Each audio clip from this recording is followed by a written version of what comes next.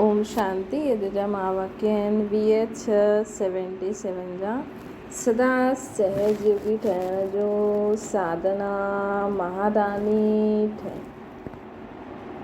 सभी ब्राह्मण आत्माओं स्वयं के सहजयोगी व निरंतर योगी जी श्रेष्ठ स्टेज ते सदा स्थित रहण जे पुरुषार्थ में सभिनि जो लक्ष्य सहजयोगी ठहण जो आहे न। सभी ब्राह्मण आत्माएं असां स्वयं के सहज योगी व निरंतर योगी जी श्रेष्ठ स्थित ते स्थित सदा स्थित रहण जे पुरुषार्थ में सभिनि जो लक्ष्य सहज योगी ठहण जो आहे न। लेकिन पंहिंजी कमज़ोरियुनि जे कारण कॾहिं सहज अनुभव कंदा आहिनि, कॾहिं मुश्किल अनुभव कंदा आहिनि। असां पंहिंजी कमज़ोरियुनि जे कारण कॾहिं त सहज अनुभव कंदा आहियूं, कॾहिं मुश्किल अनुभव कंदा आहियूं। कमज़ोरी चई करे मुश्किल ठाहे ॾींदा आहियूं। असां कमज़ोरी चई करे मुश्किल ठाहे ॾींदा आहियूं। वास्तव में हर एक श्रेष्ठ आत्मा व ब्राह्मण आत्मा, मास्टर सर्वशक्तिवान आत्मा, त्रिकालदर्शी मास्टर ज्ञान सागर आत्मा कोई भी कर्म व संकल्प में मुश्किल अनुभव न कंदी। अगर असां श्रेष्ठ आत्मा आहियूं, ब्राह्मण आत्मा आहियूं, मास्टर सर्वशक्तिवान आत्मा आहियूं, त्रिकालदर्शी आहियूं, मास्टर ज्ञान सागर आत्मा आहियूं त कोई भी कर्म में व संकल्प में असांखे मुश्किल अनुभव न थींदो। सहज योगी सां गॾु गॾु अहिड़ी श्रेष्ठ आत्मा स्वतः हूंदी। सहज योगी भी हूंदी और श्रेष्ठ आत्मा भी हूंदी।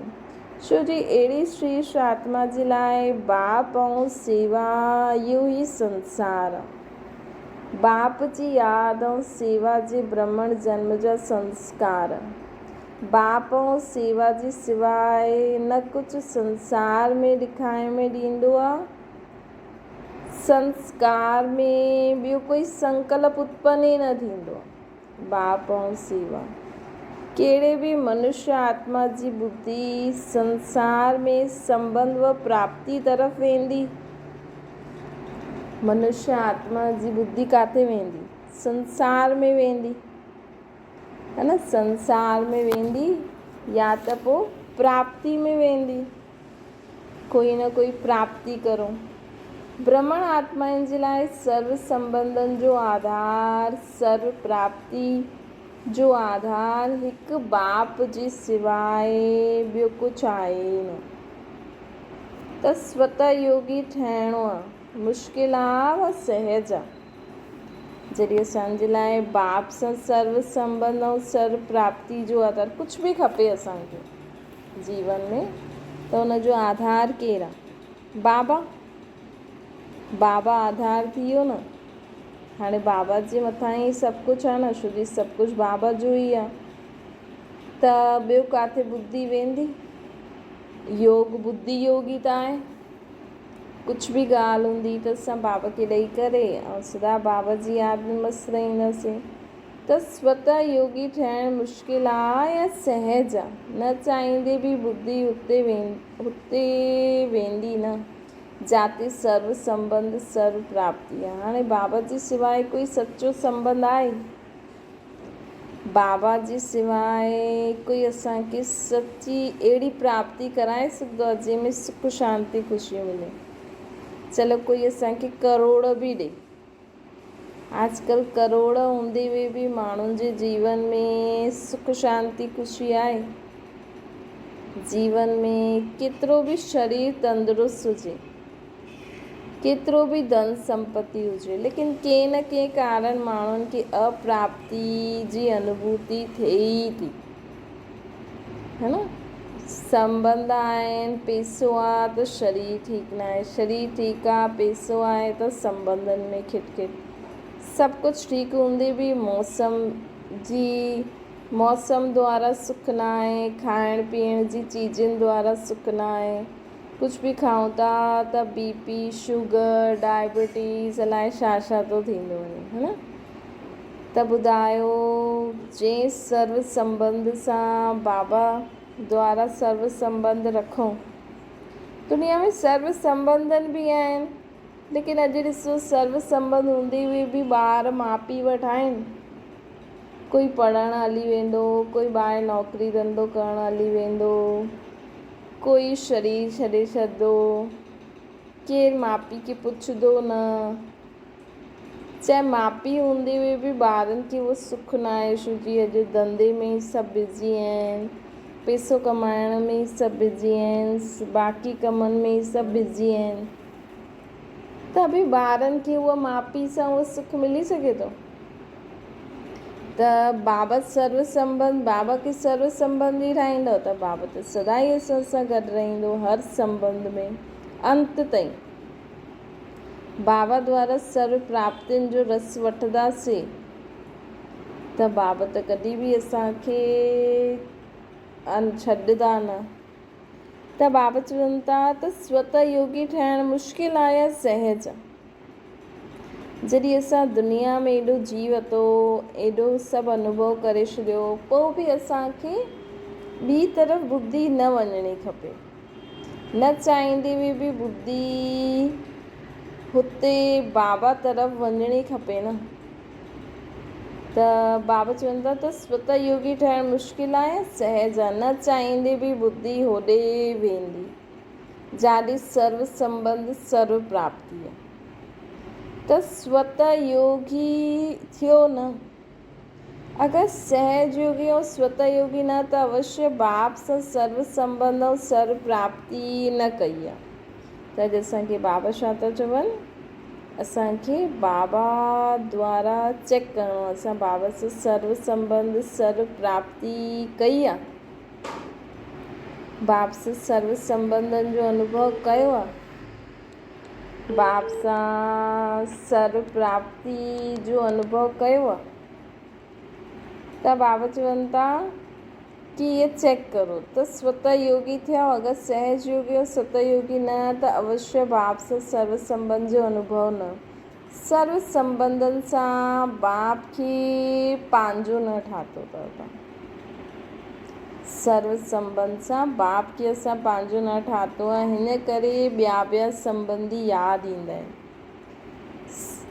न कम जे लाइ उहा अलॻि ॻाल्हि आहे, लेकिन फालतू अगरि असांखे उन्हनि जी यादि अचे त उहो ठीकु न आहे न। त बाबा चवनि था सर्व संबंधनि सां बाप खे पंहिंजो न ठाहींदा आहे। सर्व प्राप्ति जो आधार हिकु बाप आहे, हिन अनुभव खे अपनायो न आहे।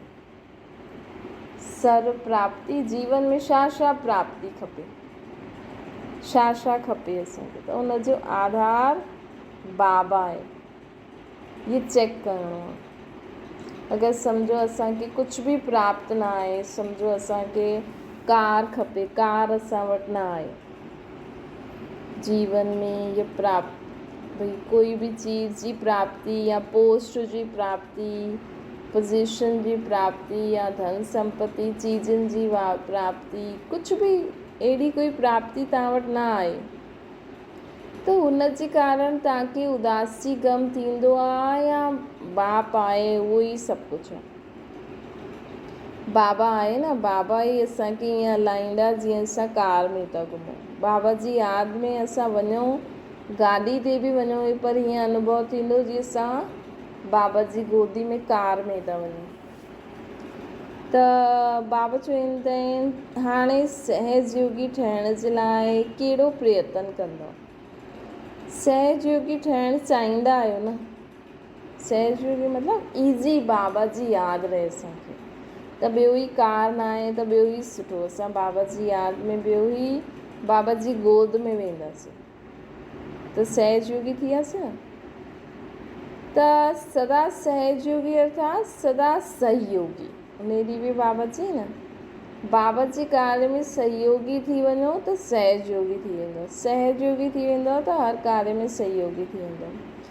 सदा सहयोगी ठहण जो साधन सदा पंहिंजे के संकल्प द्वारा वाणी द्वारा हर कार्य द्वारा विश्व जे सर्व आत्माउनि जे प्रति सेवाधारी समझी सेवा में ही सब कुछ लगायो। सदा सहयोगी अर्थात सदा सहयोगी। सदा सहयोगी ठहण जो साधन सदा पंहिंजे के संकल्प द्वारा वाणी द्वारा। सहयोगी ठहण जो साधन छा आहे? बाबा ॿुधाइनि था सदा पंहिंजे संकल्प द्वारा वाणी द्वारा हर कार्य द्वारा विश्व जे सर्व आत्माउनि जे प्रति सेवाधारी। ऐं कल्ह बाबा असांखे ॿुधायो हुई सुबुह वारी मुरली में वरदान में चई न, श्रेष्ठ सेवाधारी केरु थी सघंदो आहे? जंहिं वटि शुभ संकल्प जो खज़ानो हुजे, जो शुभ चिंतन करे सघे, तॾहिं उहो शुभ चिंतक ठही सघंदो। त संकल्प वाणी कार्य द्वारा विश्व आत्माउनि जे प्रति असां सेवाधारी ठहूं। संकल्प द्वारा कीअं करे सघंदा आहियूं? कॾहिं करे सघंदा आहियूं? जॾहिं असां वटि शुभ संकल्पनि जो खज़ानो हूंदो। जॾहिं असां शुभ चिंतन में रहंदासीं तॾहिं असां शुभ चिंतक अर्थात संकल्प द्वारा माण्हुनि जी सेवा करे सघंदासीं। जो भी ब्राह्मण जीवन जे खज़ाना आहिनि बाप द्वारा प्राप्त हुआ आहिनि, उन सर्व खज़ाननि खे आत्माउनि जी सेवा प्रति लॻायो। बाबा द्वारा जो असांखे खज़ाना मिला है न, ज्ञान गुण शक्तियूं समय श्वास संकल्प, केॾा सारा खज़ाना आहिनि असां वटि। इहे सभु असांखे सर्व आत्माउनि जी सेवा प्रति लॻाइणो आहे। जो बाप द्वारा शक्तियुनि जो खज़ानो आहे, गुणनि जो खज़ानो आहे, ज्ञान जो खज़ानो आहे, श्रेष्ठ कमाई जे समय जो खज़ानो प्राप्त आहे, उहा सभु कुझु सेवा में लॻायो। बाबा चवनि था उहो सभु कुझु सेवा में लॻायो अर्थात सहयोगी ठहियो। बाबा जे कार्य में पंहिंजी वृत्ति द्वारा वायुमंडल खे श्रेष्ठ ठाहिण जो सहयोगी ठहियो। ये सभिनि खां सुठी सेवा इहा आहे। वैसे त सभी सेवा सुठी आहिनि, पर इहे ॾाढी ऊची सेवा बाबा चईंदा आहिनि कि पंहिंजी वृत्ति द्वारा वायुमंडल खे सुठो ठाहिणु, श्रेष्ठ ठाहिण जो सहयोग ॾियो। छो कि माण्हुनि जे मन में आहे न नेगेटिव वेस्ट वीचार ॾाढा हलंदा आहिनि। असां इहे ई बीड़ो ठाहियूं, असां इहो ई पंहिंजे संकल्प में लाहियूं, सभु सुठा आहिनि, सभिनि जो ई कल्याण थिए। कंहिं न कंहिं ॻाल्हि जे लाइ माण्हू हिक ॿिए खे बुरो सोचंदो ई आहे, चईंदो ई आहे। कंहिं न कंहिं कारण माण्हू नेगेटिव सोचंदो ई आहे, ईअं न थी वञे, ईअं न थी वञे। असां बसि इहे ई सोचूं सभु सुठा आहिनि, सभु ठीकु थी वेंदो, सभु सुठा आहिनि, सभु ठीकु थी वेंदो। त पंहिंजी वृत्ति द्वारा वायुमंडल खे श्रेष्ठ ठाहिण जो सहयोग ॾियो। स्मृति द्वारा सर्व खे मास्टर समर्थ शक्तिवान स्वरूप जी स्मृति दिलायो। वृत्ति द्वारा वायुमंडल खे श्रेष्ठ ठाहिण जो सहयोग ॾियो। पंहिंजी स्मृति द्वारा सर्व खे मास्टर समर्थ शक्तिवान स्वरूप जी स्मृति दिलायो। स्मृति द्वारा छा करणो आहे? सर्व खे मास्टर समर्थ शक्तिवान स्वरूप जी स्मृति दिलायो। बाबा चवनि था कि असां सर्वशक्तिवान जी संतान आहियूं। वाणी द्वारा छा करो? आत्माउनि खे स्वदर्शन चक्रधारी मास्टर त्रिकालदर्शी ठहिण जो सहयोग ॾियो। कर्म द्वारा सदा कमल पुष्प समान रहण जो, कर्मयोगी ठहिण जो संदेश हर कर्म द्वारा ॾियो। पंहिंजे श्रेष्ठ बाप सां सर्व संबंधनि जी अनुभूति द्वारा सर्व आत्माउनि खे सर्व संबंध जो अनुभव कराइण जो सहयोग ॾियो। असां जॾहिं बाबा सां सर्व संबंध जोड़ंदासीं न त ॿियनि आत्माउनि खे बि उहो वाइब्रेशन ईंदो, त ॿिया आत्मा बि बाबा सां सर्व संबंध जोड़ण जे अनुभव कंदी। न ॾिसो टीवी में कोई सीरियल ईंदो आहे, माण्हू रुआरण बि सीन में रुआरे बि छॾंदो आहे, हसाए बि छॾंदो आहे। त असांजो त ज्ञान वैसे बि संकल्प द्वारा आहे। असां जेतिरो संकल्प द्वारा बाबा सां सर्व संबंधनि जो रस अनुभव कंदासीं, बाबा मुंहिंजो बाप बि आहे, टीचर बि आहे, सतगुरु बि आहे, फ्रेंड बि आहे, साजन बि आहे, दोस्त बि आहे, ओतिरो न ॿियूं आत्मायूं बि अनुभव कंदियूं। पंहिंजे रूहानी सॼी वाइब्रेशन फैलंदा न, पंहिंजे रूहानी संपर्क जे महत्व खे ॼाणंदे हुए श्रेष्ठ समय जी सूचना ॾियण जो व समय प्रमाण वर्तमान संगम जो हिकु सेकेंड अनेक जन्मनि जे प्राप्ति जे निमित्त ठहियलु आहे। बाबा चवनि था पंहिंजे रूहानी संपर्क जे महत्व खे ॼाणंदे हुए असां आत्मायूं हाणे जेकी डायरेक्ट बाबा सां कनेक्शन में आहियूं, बाबा सां शक्ति वठंदी आहियूं, असां आत्मायूं सां अगरि कोई हिकु सेकेंड बि मिले न, पंहिंजे रूहानी संपर्क जे महत्व खे ॼाणंदे हुए श्रेष्ठ समय जी सूचना ॾियण जो व समय प्रमाण वर्तमान संगम जो हिकु सेकेंड अनेक जन्मनि जी प्राप्ति जे निमित्त ठही वेंदो।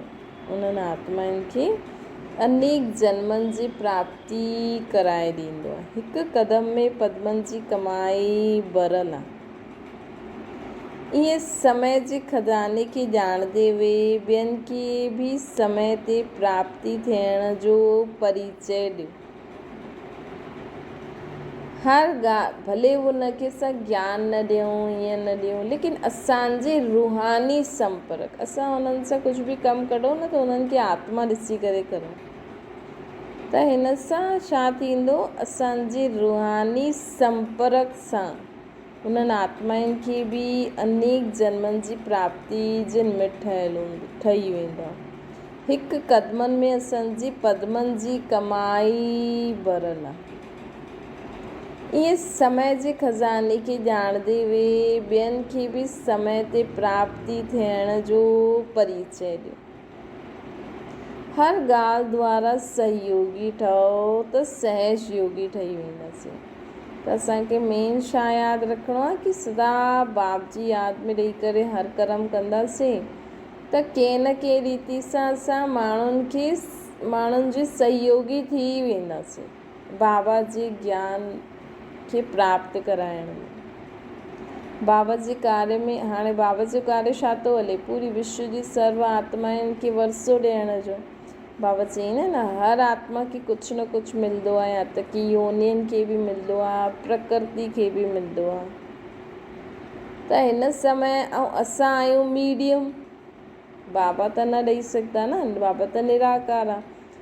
असां ब्रह्मा बाबा द्वारा ॼाणियो। असां जॾहिं हाणे बाबा खे यादि कंदासीं, बाबा जी यादि में ॿियनि सां ॻाल्हाईंदासीं, मिलंदासीं, संपर्क में ईंदासीं, उन्हनि जे लाइ शुभ संकल्प कंदासीं त हुननि आत्माउनि खे बि वरसो मिली वेंदो, तव्हांखे पतो बि न लॻंदो। न बाबा चईं न सभिनि खे अगरि असां मोबाइल में बि बाबा जो मैसेज मोकिलूं था न त हिन द्वारा बि कंहिं न कंहिं आत्मा खे कुझु न कुझु प्राप्ति थी वेंदी आहे। सभु त बाबा सां न मिली सघंदासीं न।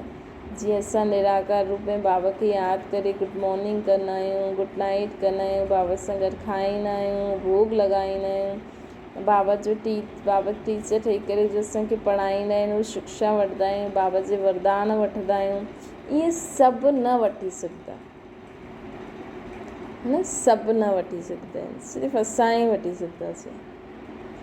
त लेकिन असां द्वारा अगरि असां कंहिंखे ॿ शब्द चऊं था, कंहिंखे आत्मिक दृष्टि सां ॾिसूं था बाबा जी यादि में, कंहिंखे बाबा जे ज्ञान जो कुझु पॉइंट ई ॿुधायूं था, त हुन आत्मा खे जो प्राप्ति खपे न उहो मिली वेंदी, उहो भरपूर थी वेंदी, मतिलबु हुनखे वरसो मिली वेंदो।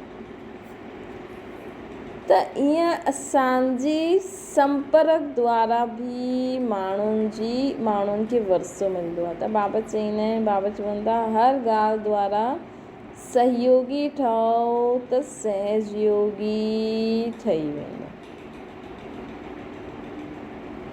त सहजयोगी ठहिणु ईंदो आहे न, सहयोगी ठहिणु ईंदो आहे न। सहयोगी उहे ई ठही सघंदा जंहिं वटि जेका सर्व खज़ाननि सां संपन्न आहे। जॾहिं असां ई संपन्न हूंदासीं त ॿियनि खे कीअं ॾेई सघंदासीं। संपन्न आत्मा खे अनेक आत्माउनि जे प्रति महादानी ठहिण जो संकल्प स्वतः ई उत्पन्न थींदो। जंहिं वटि धन हूंदो आहे न उहो ॿियनि जी मदद कई त कंजूस हूंदा आहिनि, सभु पंहिंजे लाइ यूज़ कंदा आहिनि, लेकिन जंहिं वटि धन संपत्ति हूंदो आहे न उहो सोचंदो आहे मां सभिनि जी मिन्नत जी कीअं मदद करां। त उहो ई अगरि असां आत्माऊं भरपूर आहियूं न त बाबा चवनि था संपन्न आत्मा खे अनेक आत्माउनि जे प्रति महादानी ठहिण जो संकल्प स्वतः ई ईंदो। मां हिन आत्मा खे बि कीअं परमात्मा जी अनुभूति करायां, हिन आत्मा खे बि कीअं कोई ॿुधे न लेकिन उहो ॾाढो दुखी आहे, ऐं असां संपन्न आत्मा आहियूं, असां वटि ॾाढो ई ज्ञान गुण शक्तियूं आहे, त असां कीअं न कीअं रीति सां हुनखे शांती सुख जो अनुभव अवश्य कराईंदासीं। बाबा चवनि था उन्हनि खे संकल्प उत्पन्न थींदो रहंदो आहे। अॼु सुबुह बि बाबा चई न महादानी ठहो, सभिनि खे सुख शांती प्रेम आनंद जी शक्तियूं बांटदा रहो। त संपन्न आत्मा ई सर्व जे प्रति महादानी ठहिण जो हुनखे ऑटोमेटिकली संकल्प ईंदो। अच्छा, बाक़ी बाबा चवनि था संपन्न आत्मा खे अनेक आत्माउनि प्रति महादानी ठहिण जो संकल्प स्वतः ई ईंदो। महादानी ठहिण अर्थात सहयोगी ठहिण अर्थात सहजयोगी ठहिण। असांखे संकल्प, असां अगरि संपन्न आत्मा आहियूं त असांखे सभिनि खे ॾियण जो संकल्प स्वतः ईंदो। सहयोगी ठहींदासीं त ऑटोमेटिकली बाबा जी यादि बि सहज अची वेंदी। महादानी सर्व खज़ाना स्वयं प्रति कम यूज़ कंदा आहिनि, सेवा प्रति ज़्यादा यूज़ कंदा। छो जी अनेक आत्माउनि जे प्रति महादानी ठही ॾियण ई वठणु, अनेक आत्माउनि जे प्रति महादानी ठही ॾियण ई वठणु, सर्व प्रति कल्याणकारी ठहिण ई स्वयं कल्याणकारी ठहिण। असां सर्व जे प्रति कल्याणकारी ठहूं, इहो ठहिण ई स्वयं कल्याणकारी ठहिण। अगरि असां सर्व जे प्रति कल्याणकारी आहियूं त मतिलबु स्वयं कल्याणकारी ठहिण थी वियो। धन ॾियण अर्थात हिक सां 100 गुणा जमा थींदो। हाणे अगरि असां बाबा जे कार्य में, छो बाबा जो डायरेक्ट कार्य हले थो न निराकार परमात्मा जो, त बाबा जे कार्य में धन दान करणु मतिलबु 100 गुणा जमा करणु। त वर्तमान समय स्वयं जे प्रति नंढी नंढी ॻाल्हियुनि में व चीटी समान अचण वारे विघ्ननि में पंहिंजी सर्व खज़ाना स्वयं प्रति लॻाइण जो समय न आहे। वर्तमान समय स्वयं जी जेकी नंढी नंढी ॻाल्हियूं थींदियूं न, चीटी समान विघ्न जेका हूंदा आहिनि, उन्हनि खे त असां ईअं ई ख़तमु करे सघंदा आहियूं न। उन जे लाइ थोरी योग लॻाइणो खपे।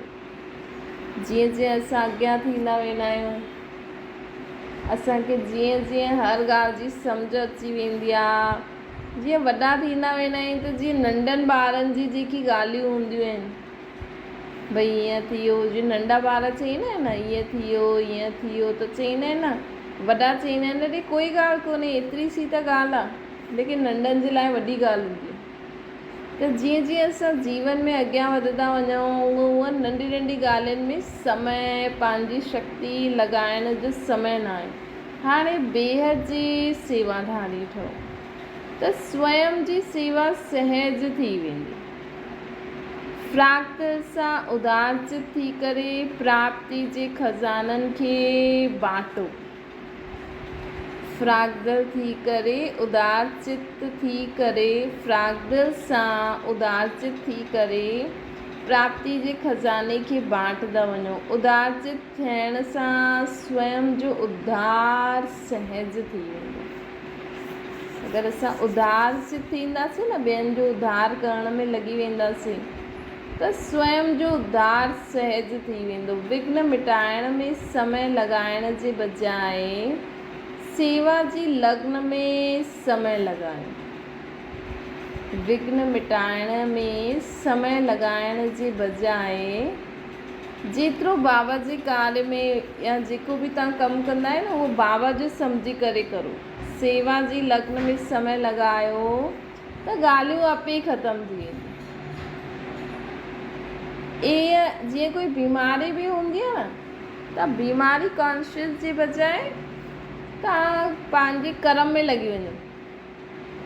बीमारी दवाई आदि वठो, आराम आदि करो, बाक़ी पंहिंजो कर्म कंदा रहो त सहज ई तव्हांखे बीमारी बि ख़तमु थी वेंदी। बाबा चवंदा आहिनि विघ्न बि ख़तमु थी वेंदा आहिनि। ईअं महारानी ठहो जो हर संकल्प श्वास में सेवा ई थींदी रहे। अहिड़ा महादानी ठहो जो हर संकल्प श्वास में सेवा ई थींदी रहे। ॾिसो जीवन छा आहे, हाणे असांखे जीवन मिलियो आहे, हिन जीवन में जेतिरा असां सुठा कर्म कंदासीं, ॾिसो बचपन में त कर्मनि जी सम्झ न हूंदी आहे, चलो खाधो पीतो खेलियो, त बि माउ बाप अगरि ॿारनि खे सेखारींदो रहे हीअं न त वॾो थिए उनखे बाक़ी ज़िम्मेवारी त सेखारियो, लेकिन मेन आहे कि असां उनखे इहे बि सेखारियूं, ख़ुदि बि ईअं सम्झूं कि भई इहो जन्म त मुंहिंजो आहे, लेकिन हाणे मां जेतिरो कमायां थो, जेतिरो असां वटि संपत्ति आहे, चीजियूं आहिनि, असां इहे त खणी न वेंदासीं, त असां त सुठा कर्म ई खणी वेंदासीं न। त भले ॿारनि खे या ख़ुदि बि धंधो आदि करो, गृहस्थी संभालो, पढ़ाई आदि करायो, लेकिन साथ साथ असांखे अहिड़ा कर्म बि करण में बिज़ी रहणो आहे जंहिंसां असांजे नेक्स्ट जन्म जे लाइ दुआउनि जो खातो जमा थींदो। हिन जन्म जे लाइ बि दुआउनि जो खातो जमा थींदो ताकि असां जीवन में हिन जन्म में बि आराम सां रहूं, ॿिए जन्म जे लाइ बि जमा कंदा वञूं। त बाबा चईंदा कि ईअं छोजो माण्हुनि जो जीवन अॼुकल्ह ईअं ई आहे, भई ॿारनि खे बि सेखारींदा आहिनि पढ़ाई करो, धंधो करो, शादी करो, ॿार पैदा करो, बसि ईअं करो, लेकिन असां इहे सभु थोरी खणी वेंदासीं। न त असां सां गॾु कोई संबंधी हलंदो आहे जंहिंमें मुंहुं रखी वेठा आहिनि। त बाबा जे ज्ञान में अची करे असांखे जीवन छा आहे इहो बि असां जीअण सिखिया आहियूं। भई पहिरियों त चईंदा ई दान करो, ईअं करो, लेकिन छो छा, हाणे त बाबा असांखे एॾो ऊचो ज्ञान थो ॾे। हाणे एॾो ऊचो बाबा चवनि था चलो कुझु न, कम से कम संकल्प सां ई ॿियनि जे लाइ कल्याण जो संकल्प करो, बोल अहिड़ा बोलो जंहिंसां माण्हुनि जो कल्याण थिए, कर्म अहिड़ा करो जंहिंसां माण्हुनि जो कल्याण थिए। त ईअं कर्म करो ताकि असांजे दुआउनि जो खातो जमा थिए। त बाबा चवनि था अहिड़ा महादानी ठहो जो हर संकल्प श्वास में सेवा ई थींदी रहे। त सेवा जी लग्न जो फल विघ्न सहज ई विनाश थी वेंदो। माण्हू अॼुकल्ह दुआयूं घटि वठंदा आहिनि, कर्म में बिज़ी रहंदा आहिनि। दुआयूं वठो, तव्हांजे कर्म में बिज़ी रहो, सेवा भाव सां कंदा रहो, जीवन जो सभु विघ्न ख़तमु थी वेंदा।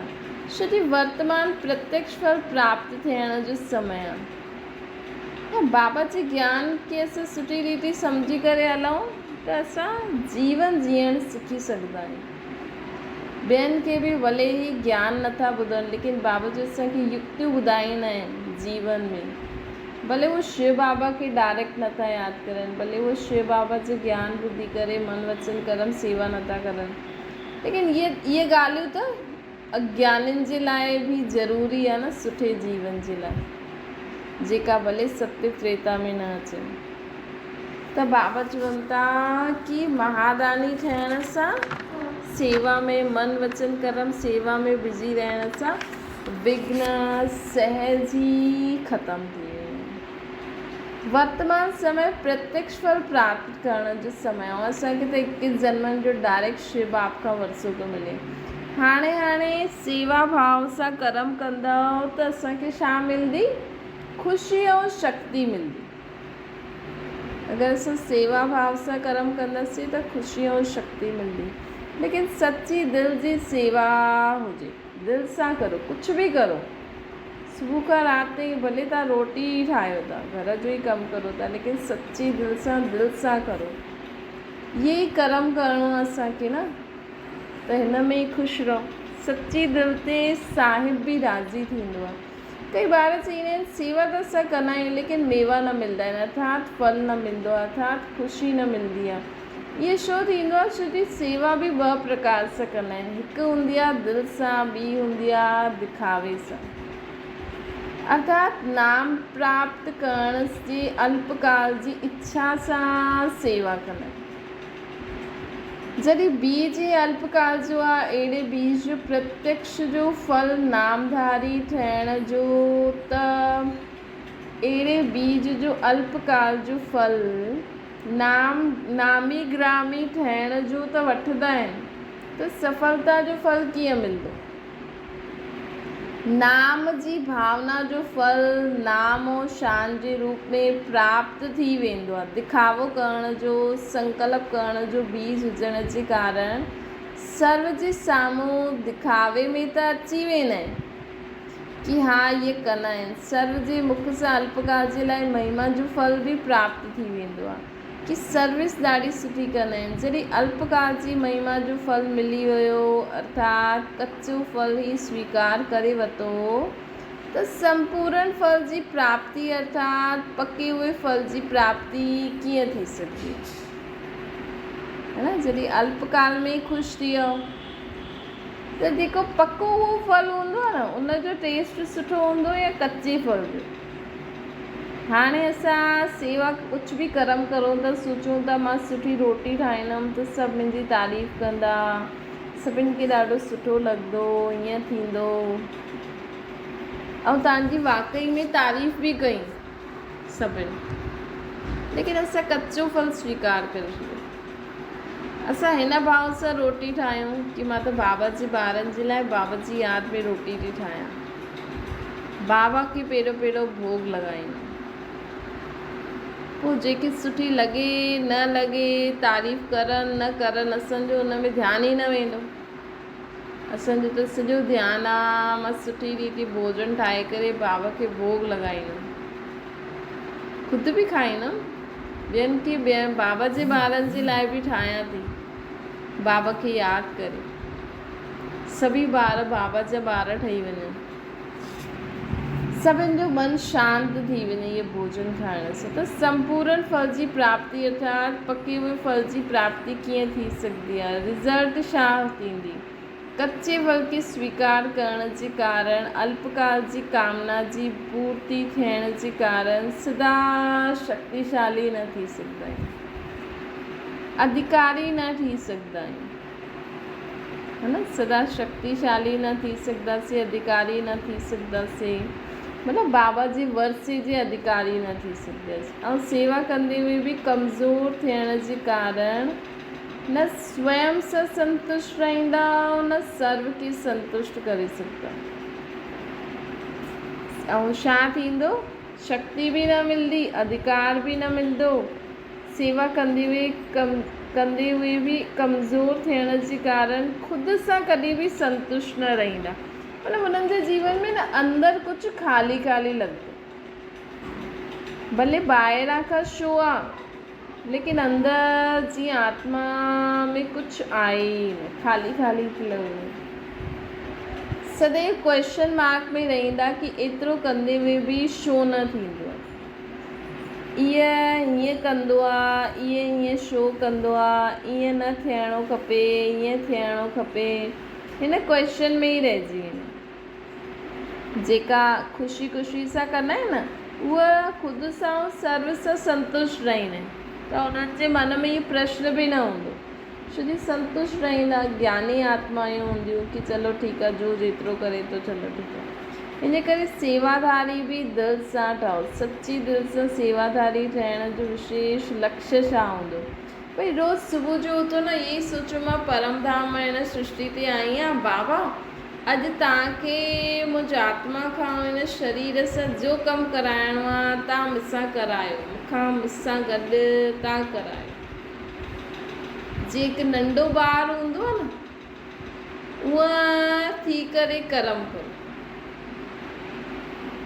त तव्हांखे सॼो ॾींहुं ॾाढो ई हल्को रहंदो, ट्रस्टीपन बि रहंदो कि मुंहिंजो न आहे, बाबा ई मूंखां इहे सभु कराइनि था, मां त निमित करनहार आहियां, करन करावनहार मूंखां कराए थो, मां ट्रस्टी आहियां।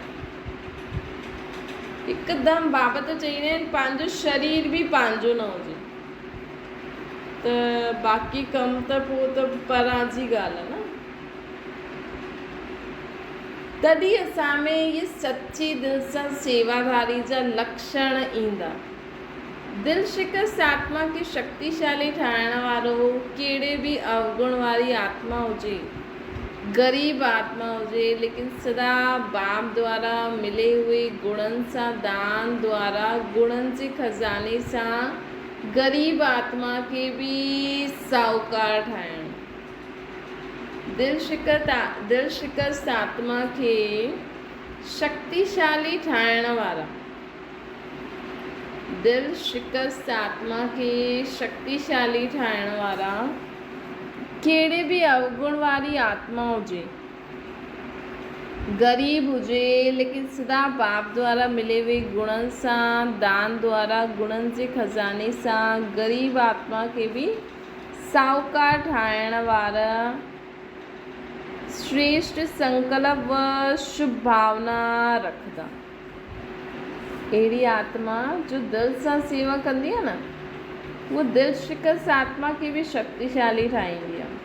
अवगुण वारे आत्मा खे बि, जीअं त वो ग़रीब आत्मा आहे उनखे दान ॾींदी आहे, गुणवान ठाहींदी आहे, पंहिंजी श्रेष्ठ संकल्प व शुभ भावना रखंदी आहे। अहिड़ी सच्ची दिलि वारा सेवाधारी सदा प्रत्यक्ष फल सां प्राप्त हुई आत्मा में सफलता मुहूर्त जो अनुभव कंदा।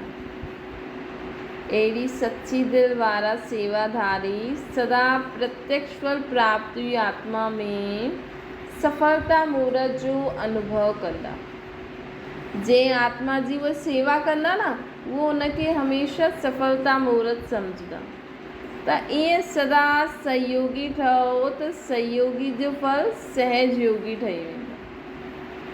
त बाबा असांखे ॿुधाइनि था कि सदा सहज योगी ठहिण जो साधन छा आहे?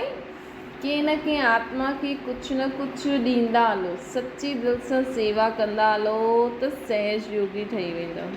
सदा सहयोगी ठहिण सां सदा बिज़ी रहंदो, संकल्प में भी बिज़ी रहंदा हो त व्यर्थ संकल्प जी शिकायत जो स्वयं सां व बाप सां कंदा आहियो उहो सहज ई समाप्त थी वेंदी। सदा हर संकल्प सां सेवा करण वारा, अल्पकाल जे फल जो त्याग करण वारा, सदा सफलता मुहूर्त ठहिण वारा, हर आत्मा जी उद्धार अर्थ निमित्त ठहिण वारा, उद्धार चित सदा बाप ऐं सेवा में तत्पर रहण वारी समीप आत्माउनि खे, सदा सर्व खज़ाननि जी महादानी आत्माउनि खे, अहिड़ी श्रेष्ठ आत्माउनि खे बाप दादा जो यादि प्यार ऐं नमस्ते। पार्टियुनि सां बाबा मुलाक़ात था करनि। आत्मा जे सर्व गुणनि जो अनुभव कयो आहे। जो स्वयं जे गुण आहिनि ज्ञान स्वरूप, प्रेम स्वरूप, सुख, शक्ति, आनंद स्वरूप, इन सभी गुणनि जो अनुभव आहे। आनंद स्वरूप ज्ञान स्वरूप जी स्टेज छा आहे? हुन स्टेज ते स्थित थियण जो अनुभव आहे। ये अनुभव करण अर्थात सर्व गुणनि जो अनुभव करणु। सिर्फ़ शांति के प्राप्त करण स्वयं ते आहे। अगर हर गुण जो अनुभव हूंदो त परिस्थिति जे समय भी अनुभव जे आधार ते बाबा चवनि था कि अगर हर गुण जो अनुभव हूंदो त परिस्थिति जे समय भी अनुभव जे आधार ते परिस्थिति खे बदिले सघंदा आहियूं। हिन करे वर्तमान समय जो पुरुषार्थ छा आहे? हर गुण जा अनुभवी थियणु। अहिड़ो अभ्यास खपे। जीअं स्थूल लिफ्ट हूंदी आहे त जे नंबर जो स्विच दबायो हुन में ई उते पहुची वेंदा आहियूं। त इहा बुद्धि जी लिफ्ट आहे। स्मृति जो स्विच ऑन करो ऐं पहुची वञो परम धाम में, पहुची वञो अव्यक्त वतन में, पहुची वञो साकार दुनिया में। कहिड़ो स्विच दबाए करे? बाबा चवनि था इहा बुद्धि जी लिफ्ट आहे। स्मृति जो स्विच ऑन करो, स्मृति में लायो मां स्वर्गवासी आत्मा आहियां, पहुची वञो स्वर्ग में। कई बार ईअं बि थींदो आहे लिफ्ट हूंदे बि कमु न कंदी आहे। स्विच दबाईंदा आहियूं मथां जो ऐं अची वेंदा आहियूं हेठि, या स्विच दबायो 2 नंबर जो पहुची वञो 3 या 4 ते। त असां सां ईअं त न थींदो आहे। लिफ्ट पंहिंजे कंट्रोल में आहे न, बुद्धि रूपी लिफ्ट। असां पहुचणु चाहियूं परम धाम में, ॿियो किथे त न था पहुची वञूं।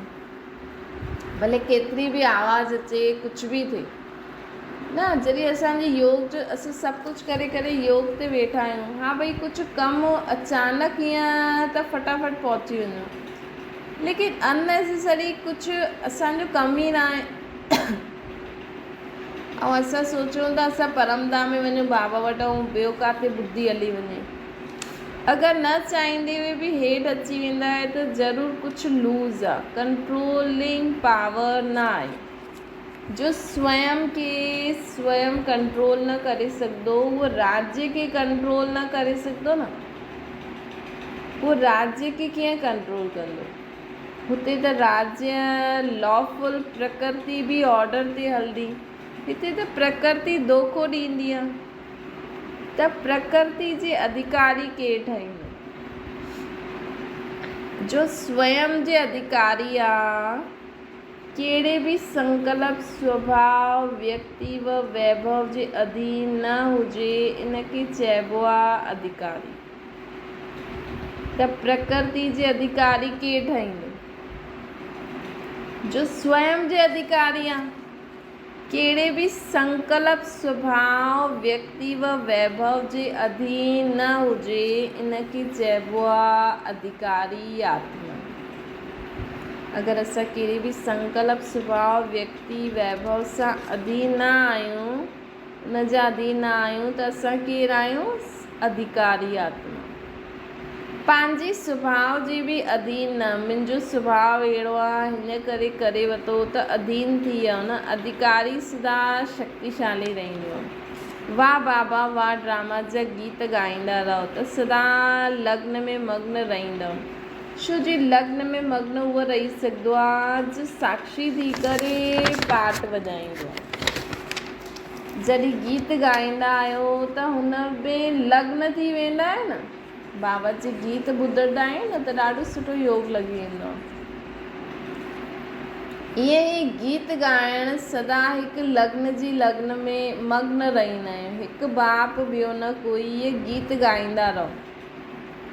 ॾाढो लश्कर आहे न। जेतिरो वॾो लश्कर हूंदो ओतिरो पंहिंजो राज्य सहज ई प्राप्त करे सघंदासीं। एतिरो वॾो लश्कर आहे जो दिल्ली ते विजयी थी वञो। एतिरा सभु पंहिंजे दृढ़ संकल्प सां जो चाहे सो करे सघंदा आहिनि। उहा आहिनि आत्मज्ञानी भी जिस्मानी तपस्या सां, अल्पकाल जी तपस्या सां अल्पकाल जी सिद्धि प्राप्त कंदा आहिनि। असां केरु आहियूं? रूहानी तपस्वी परमात्म ज्ञानी आहियूं।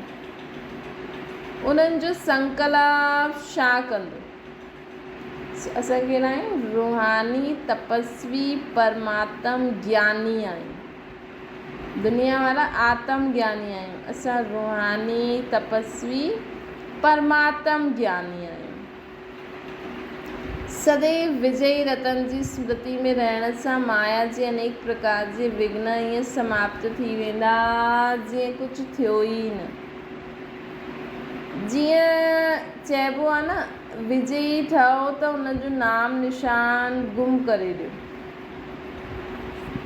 बाबा चवनि था, जीअं चईंदा आहिनि न, अहिड़ा विजयी ठहो जो हुननि जो नाम निशान गुम करे ॾियो। मतिलबु जेका बि हारजनि, सदा विजय जो नशो व स्मृति रहंदी त माया जे अनेक विघ्ननि जे नाम निशान ई गुम थी वेंदो। जॾहिं असां हिन स्मृति में रहंदासीं, स्मृति में भी रहो, बाबा के भी याद करो। माया जे विघ्न मरी हुई चीटी जे समान आहिनि, त उन्हनि सां घबराइण वारा त न आहियो न। शूरवीर महावीर विघ्ननि सां घबराईंदा न आहिनि। विघ्ननि खे त सम्झी विया आहियो न, छो ईंदा आहिनि, कीअं समाप्त थियनि, इन्हनि सभिनि जो ज्ञान त आहे असांखे, है न। विघ्न ईंदा ई आहिनि असांजी कमज़ोरी जे कारण। जॾहिं असां शक्तिशाली थी वेंदासीं न, त उहे ई ॻाल्हियूं ईंदियूं, लेकिन असांखे कोई प्रॉब्लम न थींदी। विघ्न ईंदा आहिनि अॻियां वधाइण जे लाइ, विघ्न ईंदा ई आहिनि अनुभवी व मज़बूत ठाहिण जे लाइ। अचण वारा ॼाणण वारा ज्ञानी समझदार विघ्ननि सां लाभ उठाईंदा आहिनि। जेका समझदार आत्मायूं हूंदियूं न, ज्ञानी योगी आत्मायूं हूंदियूं, उहो विघ्ननि सां लाभ उठाईंदा, घबराईंदा न। बीमारी भी ईंदी त ज्ञानी योगी आत्मा सोचदो सुठो थियो, हाणे मां बाबा खे सुठी रीति शांति सां यादि कंदमि, थोरो तपस्या करण जो टाइम मिली। हीअं त मिलंदो न आहे, घर धंधो सेंटर ते भी सेवा में हेॾे होॾे। लेकिन सम्झो ज्ञानी योगी आत्मा बीमार भी थी वई, हुनजो शरीर, उहो भी सोचदो हाणे मां सुठी रीति तपस्या कंदमि, त लाभ उठाईंदा आहिनि।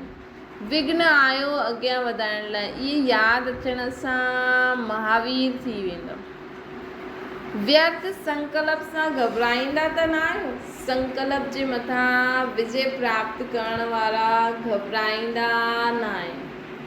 घबराईंदा त माया कमज़ोर ॾिसी करे वरी वार कंदी आहे। कॾहिं बि असांखे हिमत न हारणी आहे, घबराइणो न आहे, न त माया ॿियो ई वार कंदी आहे। ॾिसंदी बहादुर आहे त फटाफट विदाई वठी वठे। माया बि ॾिसंदी आहे, मतिलबु ॻाल्हियूं बि ॾिसंदियूं आहिनि। अगरि असां ॻाल्हियुनि में फसी वेंदासीं त उहा असांखे ॿियो ई फसाईंदी। अगरि असां सोचंदासीं अरे कोई ॻाल्हि कोन्हे, हिन में ईअं करे वठो, पंहिंजो कमु छा आहे, उन लक्ष्य खे साम्हूं रखंदासीं न, त माया बि विदाई वठी वठंदी। अच्छा, ओम शांति। बाबा खे यादि करो।